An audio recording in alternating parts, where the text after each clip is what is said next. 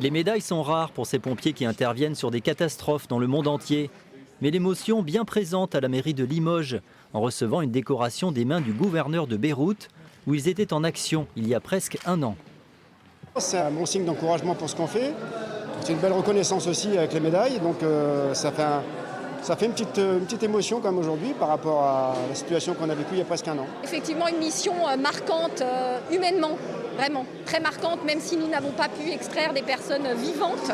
Le fait de travailler aux côtés des pompiers pour trouver des pompiers, c'est vrai que voilà, ça nous touche peut-être encore plus. Tant que ça fait entre autres télépilote de drone. C'était le 4 août. Un incendie puis 2 explosions dans le port de Beyrouth qui ont dévasté une partie de la ville et fait 188 morts. Le lendemain, la vingtaine de pompiers de l'urgence internationale ont quitté Limoges pour le Liban. Objectif principal, avec 2 chiens et des drones, rechercher 10 pompiers libanais disparus sous les gravats. Les soldats du feu des 2 pays ont pu tisser des liens étroits lors de cette mission d'une dizaine de jours. Nous sommes une grande famille, les pompiers dans tout le monde.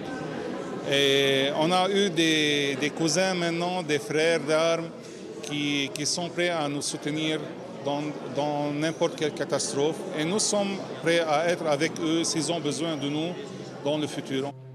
Depuis un an, un container de matériel pour les hôpitaux a été envoyé par l'ONG au Liban, pays en pleine crise politique et économique. Et les pompiers de Beyrouth sont intéressés par le travail précieux des maîtres chiens, avec leurs animaux également décorés.